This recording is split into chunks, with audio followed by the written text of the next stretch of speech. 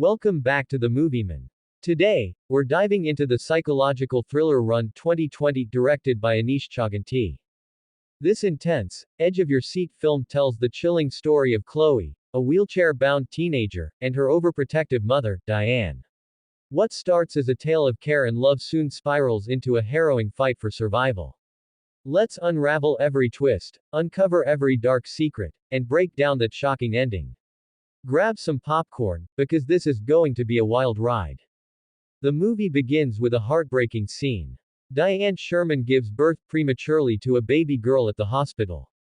The infant is placed in an incubator, surrounded by medical staff working tirelessly to save her. The somber mood is heavy with loss and grief, setting the stage for what's to come. 17 years later, Diane and her teenage daughter Chloe live in a quiet suburban home in Pasco, Washington. Chloe is homeschooled by Diane and uses a wheelchair. She suffers from a long list of chronic illnesses, including arrhythmia, hemochromatosis, diabetes, and paralysis. Despite her health challenges, Chloe is bright, resourceful, and passionate about technology.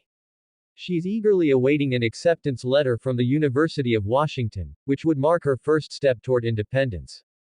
Diane, on the other hand, claims to support Chloe's dreams of leaving home, but her actions suggest otherwise. One day, while unpacking groceries, Chloe discovers a bottle of green capsules prescribed to her mother. Later, Diane gives Chloe one of these pills as part of her daily medication, claiming it's a heart medication called Trigoxin. But something doesn't feel right. Trigoxin is supposed to be red, not green. Chloe becomes suspicious and begins investigating. Chloe attempts to search for information online about Trigoxin, but their home internet is mysteriously down.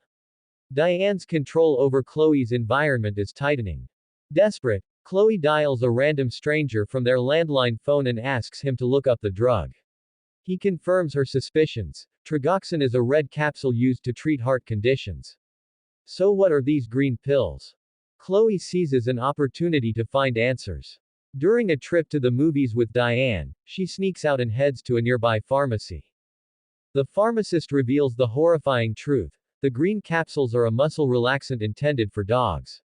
When ingested by humans, they can cause severe side effects, including leg paralysis.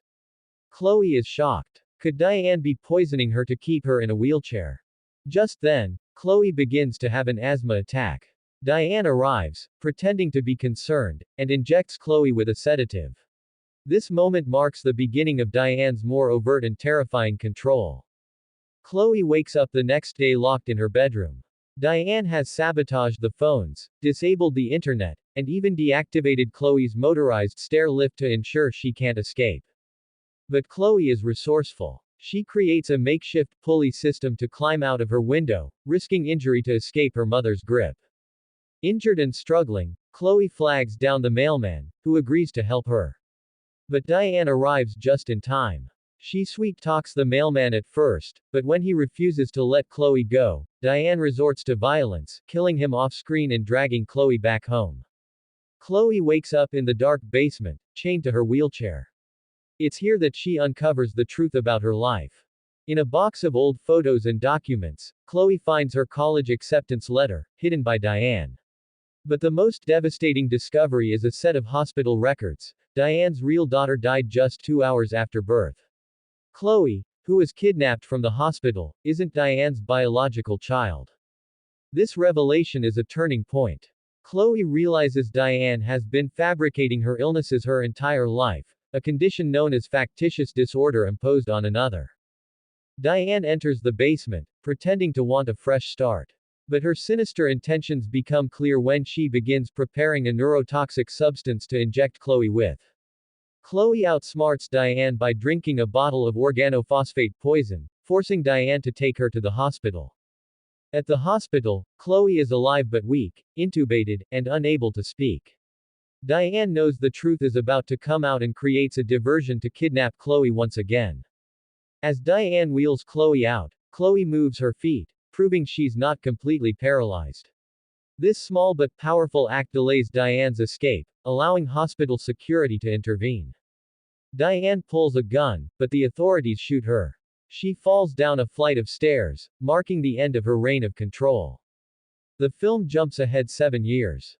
Chloe now has partial use of her legs and has built a new life for herself. She's married, has a child, and works as a prosthetics engineer, using her skills to help others. But her connection to Diane isn't completely severed. Chloe regularly visits Diane, who is now bedridden and imprisoned. In their final interaction, Chloe reveals she has smuggled the same canine muscle relaxants Diane once gave her. Chloe forces Diane to take the pills, ensuring she experiences the same suffering she inflicted. As Chloe leaves, she says, "I love you, Mom," now open wide. It's a chilling and cathartic moment, bringing the story full circle. And that's Run. A tense, emotionally charged film that keeps you guessing until the very end. The movie brilliantly explores themes of control, resilience, and the lengths people will go to for what they believe is love.